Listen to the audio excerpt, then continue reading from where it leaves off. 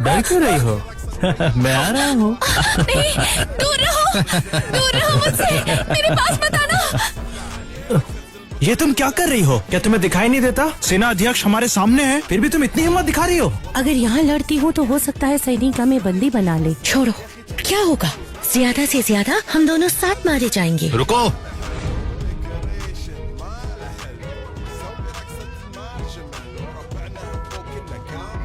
मैं देखना चाहता हूँ कौन मेरी पत्नी को छूने की हिम्मत करता है। अब आ गए।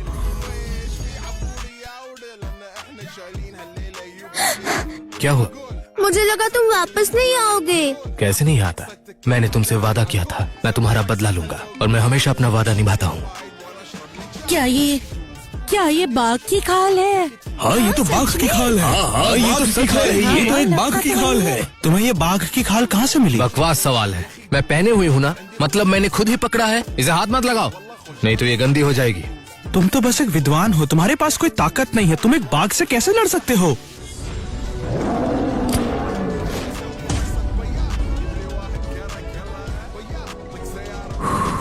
किस्मत से मैं पहले स्पेशल फोर्सेस में था।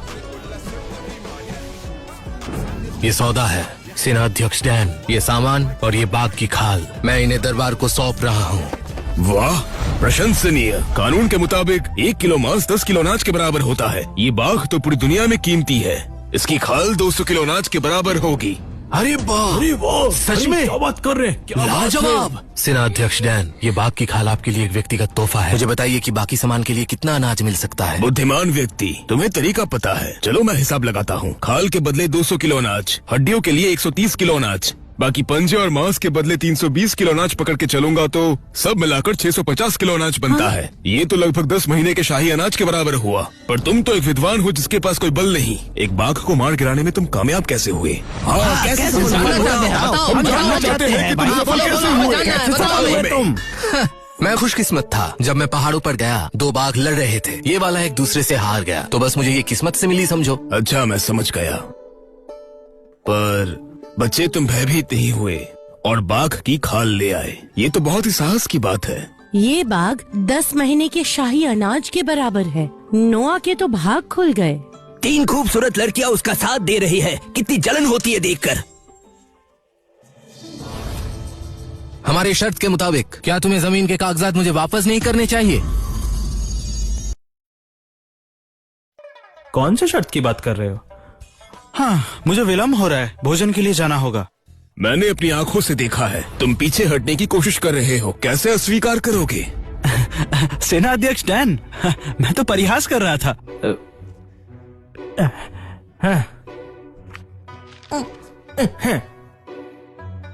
धन्यवाद।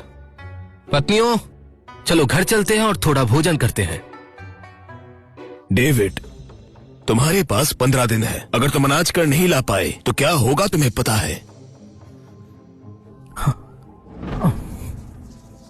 पत्नियों, खाना तैयार है। हाँ, कितना अच्छा है। इसमें से बहुत अच्छी सुगंध आ रही है। मुझे नहीं पता था कि तुम खाना भी बना सकते हो। इंस्टेंट नूडल्स भविष्य में ये एक जंक फूड बन जाएगा। ये तंगी के दिनों में ये एक डेलिकेसी है, वाकई गेम चेंजर है।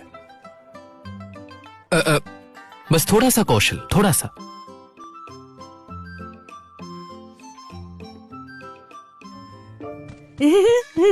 इतनी अच्छी खुशबू कहाँ से आ रही है?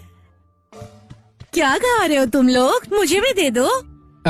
अरे नो, ये कैसी बात है? हम सब परिवार हैं। एक कटोरी ही तो मांग रही हूँ मैं। भाभी, ऐसा नहीं है कि मैं बांटना नहीं चाहता, बस ये है कि मेरा भाई थोड़ा चालबाज है। अगर मैं तुम्हें नूडल्स दूं, वो कहेगा कि मैं उसकी पत्नी चुरा रहा हूँ। मैं क्या करूँ? बात तो सच है। मैं इतनी खूबसूरत हूँ, जहाँ जाती हूँ लोग देखते रह जाते हैं। तुम्हारी 3 पत्नियों जैसी फीकी, बदसूरत और बंदरिया नहीं हूँ मैं। भाभी, अगर तुम सच में खाना चाहती हो तो मेरे पास एक समाधान हो सकता है। कैसा रहे अगर तुम डेविड से कह दो कि कुछ अनाज के बदले वो ये ले ले? इससे तुम्हारी इज्जत बनी रहेगी और कोई गलतफहमी नहीं होगी। क्या ख्याल है? प्राणनाथ, काम पर जाने का समय हो गया है, तुम यहाँ क्या कर रहे हो? प्राणनाथ, मुझे इनका खाना चाहिए। नूडल्स में ऐसा खास क्या है? चलो यहाँ से। पर मुझे वाकई में चाहिए मुझे। ठीक है, बस एक कटोरा नूडल्स ही तो है, खा लो। 1 कटोरा नूडल्स के लिए 5 किलो अनाज, उधारी नहीं चलेगी। क्या 5 किलो अनाज 1 कटोरा